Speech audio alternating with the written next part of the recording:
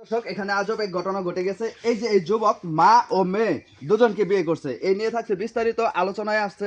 আমাদের এই যে মুরব্বীরা আছে গ্রামবাসী সকলে, আমরা তাদের মুখ থেকে শুনবো। ভাই, তো আপনি একা মা ও মেয়ে দুজনকে বিয়ে করছেন, ঘটনাটা কতটুকু সত্য? ভাই আমি দুজনের বিয়ে করছি আর আমি কাউরে ছাড়বো না, আমি দুজনের সঙ্গে কিন্তু সংসার করতেছি দীর্ঘদিন যাবত, প্রায় 1 মাস যাবত। ঠিক আছে। তো আপনি আগে কাকে বিয়ে করছেন? আগে বিয়ে করছি যে আমার ওয়াইফ অন্তরা, তাকে আগে বিয়ে করছি, পরে আমি আমার শাশুড়িকে বিয়ে করছি। আচ্ছা, আপনি আপনার ওয়াইফকে বিয়ে করার মানে মেয়েকে বিয়ে করার কতদিন পরে আপনার শাশুড়িকে বিয়ে করছেন? ভাই এই তো প্রায় 1 বছর। ঘটনাটা আমি মূলত খুললে কই আপনার লগে। জি জি। তো আমি তারে বিয়ে করার পর আমার কিন্তু আসলে শ্বশুর নাই গা, হ্যাঁ। জি। তো বিয়ে করার পর আমার শাশুড়ি, এখন তো শাশুড়ি নাই, এখন আমার বউ, হ্যাঁ। সে কিন্তু আমার বাসায় প্রতিনিয়ত যাইতো, মানে একটাই তো মেয়ে, মানে ঠিক একসাথে আছে? চলাফেরা করতে, হ্যাঁ, খোঁজ খবরটা বেশি প্রতিনিয়ত রাখতো। খোঁজ খবরটা নিত, আমার খুব ভালোবাসতো। কিন্তু এই ভালোবাসার আড়ালে যে এত কিছু লুকায় আছে, হ্যাঁ, অন্যরকম একটা প্রেম লুকায় আছে, এটা তো আর আমি জানতাম না। তো যখন আমার শাশুড়ি মানে সে আমারে বলছে, ঠিক আছে, মানে সে যখন আমার বলছে, বলার পর আমি না করতে পারিনি। তো জিগান ওনার কাছ থেকে, আমার বউর কাছ থেকে জিগান। অবশ্যই আমরা জানার চেষ্টা করব। তো আপনাকে আন্টি বলবো না ভাবি বলবো বুঝতে পারতেছি না না তো। আন্টি কি আর ভাবি বলবেন এখন। যাই হোক ভাবি, তো অনুমতি যেহেতু পাইছি, তো ভাবি আমি আপনাকে যেটা বলতে চাচ্ছি যে আপনি আপনার মেয়েকে আগে বিয়ে বিবাহ দিচ্ছেন, তো বিয়ে দেওয়ার পরে আপনি কেন তাকে বিয়ে করলেন, একটু বিস্তারিত বলেন। ভালো লাগা তো আর আসলে মেয়ে জামাই অমুক তমুক দেখে হয় না। তাকে আমার ভালো লাগছে, আমার হাজব্যান্ডও নাই, আমিও একা থাকি।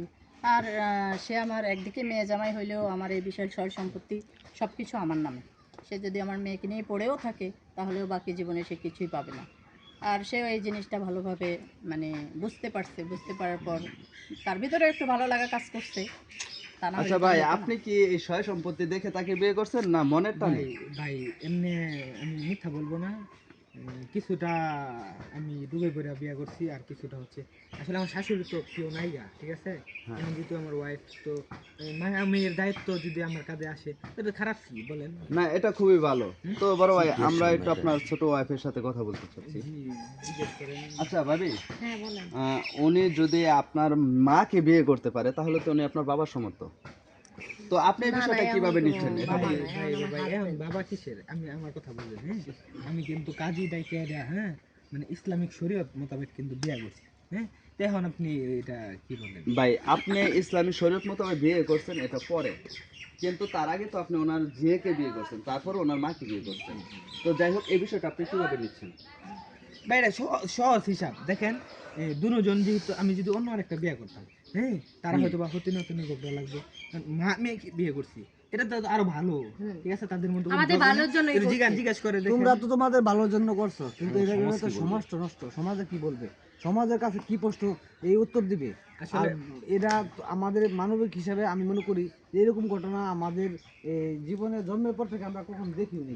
প্রেম ভালোবাসা সমাজ জাতি ধর্ম এগুলা কিন্তু বিচার বিচার না, না, করে না, হয় না। হ্যাঁ। না আমি করলেও আমি আমি কিন্তু তাকে কিন্তু প্রেম করে বিয়ে করি নাই, কিন্তু আমার শাশুড়িকে বর্তমান যারা আমি বিয়ে করছি, হ্যাঁ, এটা তার তো সাথে কিন্তু আমি তোমার ভালোবাসা এখনো প্রেম করে বিয়ে তোমার করছি। এত আবেগের কথাগুলি তো আমাদের সমাজ মেনে নেবে না। না, প্রেম ভালোবাসার জন্য অনেক ত্যাগ আগে থেকে ত্যাগ এটা করতে পায়। হয়। আচ্ছা ভাই, আমি প্রেম ভালোবাসার পক্ষে আছি, আমি প্রেম ভালোবাসার বিরুদ্ধে না। তো আপনারা যে কাজটা করছেন এই সোশ্যাল মিডিয়াতে, আমার এই প্রথম দেখা যে আপনি নিজে এই মা ও মেয়েকে বিয়ে করছেন।